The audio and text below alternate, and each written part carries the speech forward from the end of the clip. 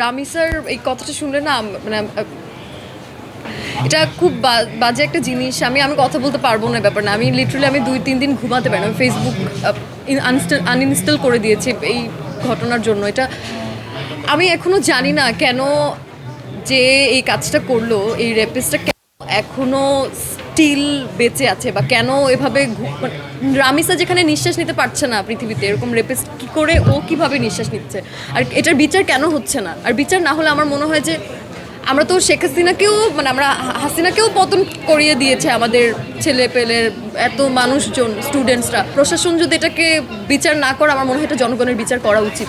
আলহামদুলিল্লাহ, আসলে খুব একটা কখনো এরকম সিচুয়েশনে পড়তে হয়নি আমাকে।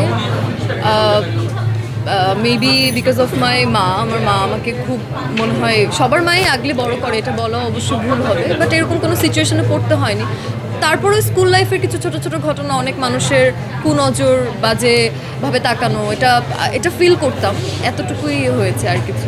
প্রকাশ্যে শুধুমাত্র ফাঁসি না, এর থেকে যদি আরও জঘন্য কিছু থাকে, আমার মনে হয় একজন ধর্ষণকারীর সেই শাস্তি হওয়া উচিত।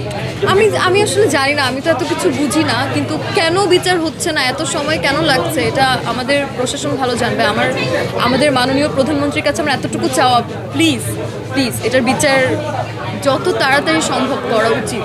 কোরবানির ঈদে আসলে এটা তো মেয়েদের ঈদ না, ছেলেদের ঈদ আমার মনে হয়।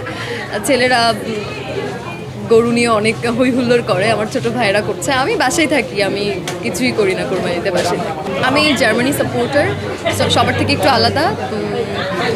মজার ঘটনা হলো সবাই মিলে একসাথে আমরা খেলা দেখা, সবাই মিলে একসাথে খেলা দেখতাম, এখনও দেখি। সবাই মিলে পিকনিকের মতো একটা অবস্থা হয়, এক একজন এক একদিন এক এক ধরনের মেনু রান্না করে নিয়ে আসে। So yeah, that's it. দেখেন, আমি আমার কাজটা করার চেষ্টা করি। আমি মানে নিরিবিলি থেকে নিজের কাজটা করার চেষ্টা করি। আশেপাশে অনেক কিছু হয়, সব কিছুতে তো আসলে চোখ দিলে নিজের জীবন শান্তি পাওয়া যাবে না, তো আমি আসলে অ্যাভয়েড করার চেষ্টা করি।